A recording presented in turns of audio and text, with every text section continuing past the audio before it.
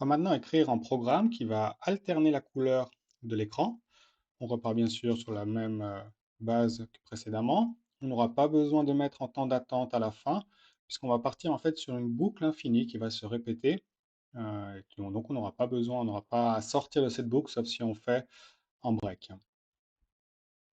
Donc, on commence par définir des couleurs. Précédemment, on avait vu qu'on pouvait mettre une couleur entre guillemets en mettant le mot en anglais. Elles sont reconnues. Mais si on veut être un peu plus précis, on va pouvoir utiliser le système RVB, donc de trois nombres qui codent en rouge, vert et bleu, de 0 à 255. Par exemple, si je veux en gris, je vais mettre 120, 120, 120. Donc 120 de rouge, 120 de bleu et 120 de vert. Et ça me donnera du gris. Je peux aussi prendre la couleur rouge, que je vais définir comme étant le triplet 255, 0, 0. Donc le maximum en rouge et 0 en vert et en bleu.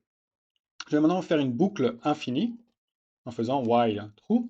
Donc une boucle qui ne s'arrêtera jamais, sauf si je la quitte en faisant en break. Et je vais d'abord remplir l'écran avec du gris. Je vais ensuite réactualiser l'écran en faisant notre fonction flip qui réactualise l'écran et donc qui va l'afficher. Donc je vais avoir un écran gris qui va s'afficher. Je vais mettre un petit temps d'attente avec la fonction time.delay de 1000 millisecondes, donc de 1 seconde.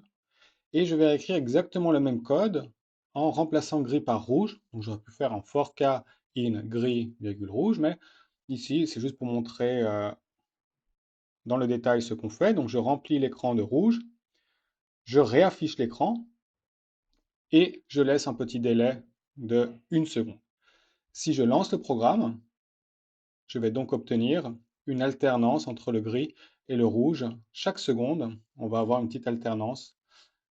Ici, quelques problèmes réseau qui font que ce n'est pas exactement fluide. Comme exercice suivant, vous allez pouvoir essayer de coder en reprenant un peu l'idée ici. On va essayer de coder cette fois-ci en écran qui passe de la couleur blanche et qui va progressivement jusqu'à la couleur noire. Donc ce sera des intensités de gris qu'on va passer de 255, 255, 255 à 0, 0, 0, donc de blanc à noir ou de noir à blanc. C'est pas ça qui est très important. Donc c'est le prochain exercice. Vous pouvez déjà essayer d'y réfléchir et de le coder.